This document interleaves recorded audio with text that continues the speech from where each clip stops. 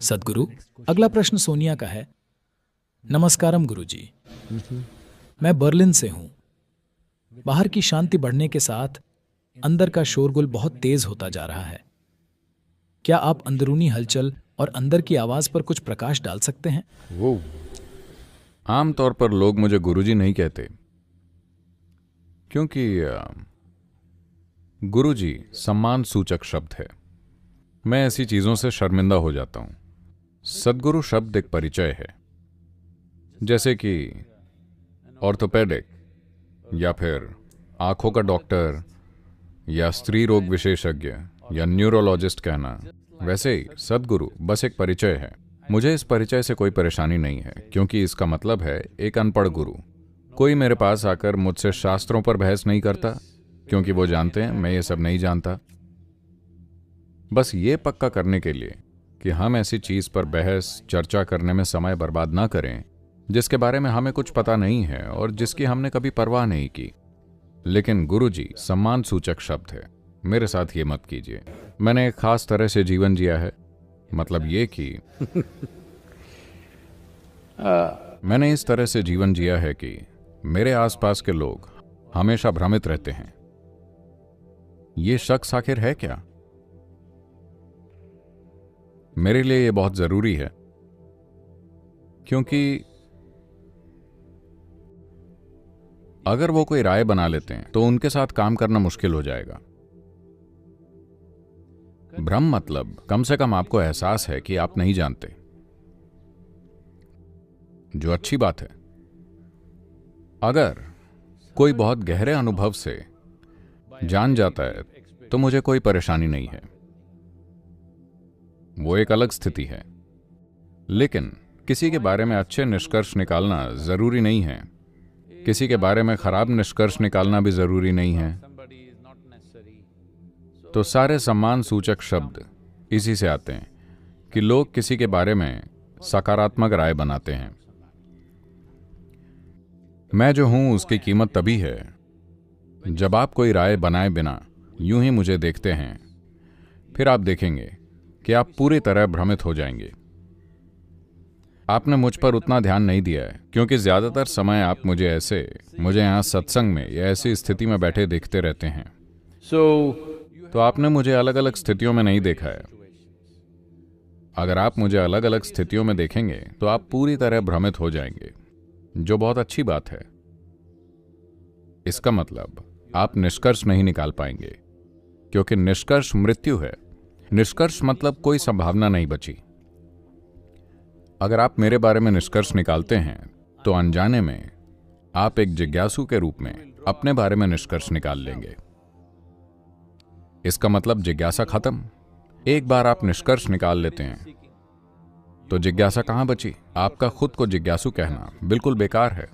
शायद हर साल हमें एक दुनिया के रूप में, एक पीढ़ी के रूप में इस बारे में सोचना चाहिए। हर साल 3 हफ्ते सड़क पर कोई गाड़ी ना हो, हर कोई घर पर रहे। Hello, what's the problem? Nothing will happen. क्या समस्या है? कुछ नहीं होगा। हर कोई दुनिया में एक साथ हर चीज को बंद कर दे। जैसे स्कूल के बच्चों की छुट्टियां होती हैं, वैसे ही सारे मनुष्य एक छुट्टी लें। ओ, धरती का दूसरा हर जीव जश्न मनाएगा। तो अगर बर्लिन में सारी मशीनें रुक जाएं, जर्मन गाड़ियों की गड़गड़ाहट नहीं होगी, तो अब क्या मैं उनका सवाल समझ पा रहा हूं? अपनी आंतरिकता को कैसे मैनेज करें, या आंतरिक हलचल का क्या, वो क्या है? क्या आप अंदरूनी हलचल और अंदर की आवाज पर कुछ प्रकाश डाल सकते हैं, ये देखते हुए कि बाहर तो शांति हो गई है लेकिन अंतर्मन में बहुत शोर है?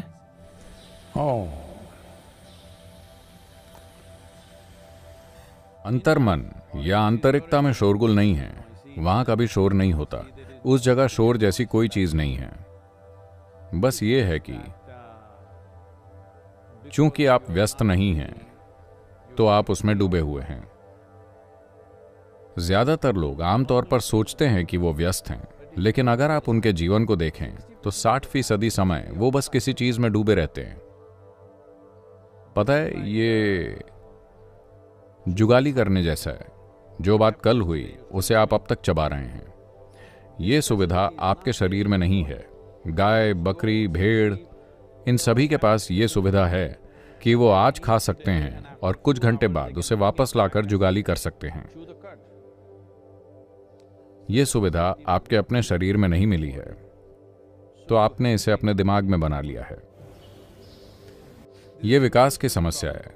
आप 4 पैरों वाली स्थिति से बाहर आने को तैयार नहीं हैं और बीते कल की जुगाली करना चाहते हैं। दक्षिण भारतीय रहस्यवाद और योग में हम लोगों पर गौर करते हैं और अगर वो अतीत में हुई घटनाओं का मजा ले रहे हैं या उससे दुखी हैं, अतीत की चीजों के कारण वो अब कोई सुख ले रहे हैं, लेकिन अभी वो कुछ एकदम अलग कर रहे हैं, बिना ये समझे कि वो केवल पिछले लाभ उठा रहे हैं और वो कभी भी खत्म हो सकता है। हमने कल जो खाया वो अभी भी शक्ति और ताकत के रूप में हमारे शरीर में काम कर रहा है। इसी तरह हमने कल या 10 साल पहले या एक जीवन काल पहले जो किया, शायद अभी तक हमें उसका लाभ मिल रहा है, लेकिन अगर आप उसे बढ़ाने के लिए अभी कुछ नहीं कर रहे हैं तो ये खत्म हो जाएगा। बासी भोजन कुछ समय बाद सड़ जाएगा। जो बहुत शानदार था वो कुछ समय बाद बहुत बुरा हो जाएगा। दुनिया में बहुत सारे तथाकथित कामयाब लोग अपने जीवन के अलग अलग समय में इस स्थिति से गुजरते हैं कि वो अतीत के नतीजों और कर्मों का सुख ले रहे होते हैं और उन्हें लगता है कि सब कुछ शानदार है। वो लापरवाही से जीते हैं। एक दिन अचानक उन्हें चोट लगती है। जरूरी नहीं कि ये बाहर से हो, ज्यादातर बार ये अंदर से होता है। उनका अपना मनोवैज्ञानिक ढांचा, उनका अपना शरीर पतन में चला जाता है। उन्हें यकीन नहीं होता कि उनके साथ ऐसा हुआ। ऐसा इसलिए है क्योंकि आप बासी भोजन पर जी रहे हैं। ये जरूरी है कि आप रोज ताजा खाना पकाएं। ये बहुत महत्वपूर्ण है। इसीलिए अभी के कर्म बहुत महत्वपूर्ण हैं। मैं चाहता हूं कि आप समझें, आपके अंतर्मन में कोई शोर नहीं है, अंदर कोई हलचल नहीं है, आपके अंदर कोई आवाज नहीं है। ये सब आपके दिमाग में है। ऐसा इसलिए क्योंकि आप जुगाली कर रहे हैं। अब अगर आप किसी काम में व्यस्त होते तो आप कुछ बातें भूल जाते जो आज आपके दिमाग में चल रही हैं। लेकिन जब आपके हाथ कोई काम नहीं कर रहे होते तो आप देखेंगे कि ये चलता रहेगा। तो मुझे क्या करना चाहिए?